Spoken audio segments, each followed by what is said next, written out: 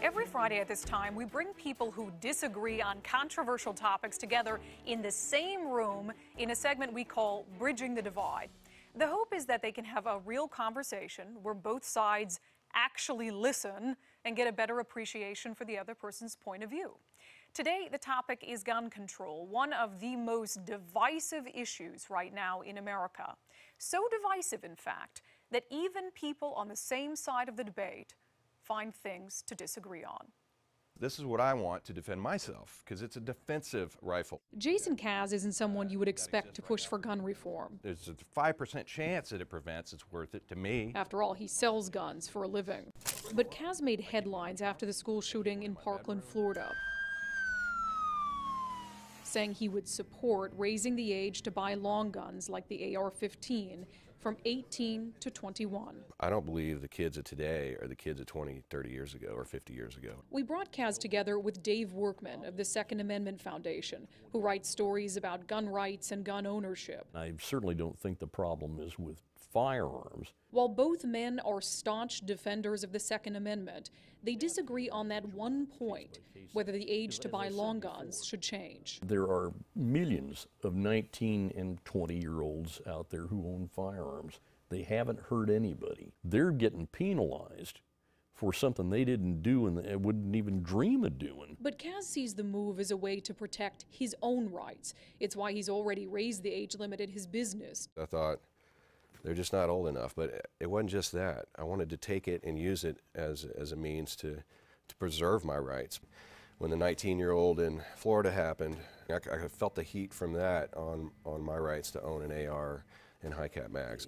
He's a private businessman. That's up to him. He can do that. Other stores have done the same thing. We're going to see how this shakes out. I don't know. What's been the reaction to this? Well, the reaction has been all over the place. If you go to the Facebook page, Low Price Guns, you can see I got a lot of heat immediately. Here's one that says, worst example of what the firearms community should be doing after a national tragedy. I think the feeling out there in the firearms community is that we're talking about crimes committed by individuals. Why not hold the individuals responsible instead of pointing your finger at the gun or at the National Rifle Association or at the Republican Party for not just rolling over and playing dead for every restriction they want to put on a constitutionally protected fundamental right. Clearly, finding agreement in the gun control debate can be difficult, even among two men who make their living off the Second Amendment, let alone trying to find common ground between those on the left and those on the right. How realistic do you guys think it is that opposing sides can really find any sort of common ground on the issue? That's my hope. Well, how realistic is that? If even you guys disagree on some things. I'm not sure that will ever happen. But it doesn't mean these conversations shouldn't happen, because even the smallest compromise can lead to progress. When you hear, though, someone like Jason, who isn't on the complete opposite side of the issue, does that make the gun owners who you speak to listen more closely than they would if, say, Jason was on the extreme left side of the issue? Some of them, but there's got to be some give and take here. If they propose legislation, and I think the legislation has been proposed, to up the age to 21, there's got to be something in return for that. What would you want in return? National concealed carry reciprocity.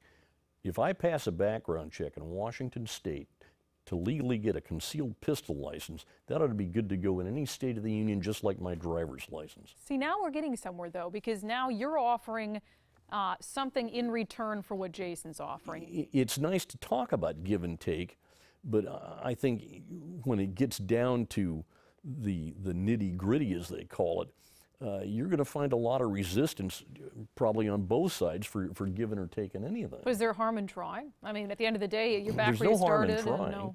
That's what I like to hear. That's what I'm doing right here. And Kaz wants gun rights advocates to know that his stance on raising the age to buy long guns is rooted strongly in his desire to protect his Second Amendment rights from being taken away completely, and to show those on the other side that if he's willing to compromise on this issue, they need to be more realistic in their demands. We've got extreme sides on the gun issue, you know, and it is way extreme. And I think we can all agree that neither side is going to ever get 100% of what it wants.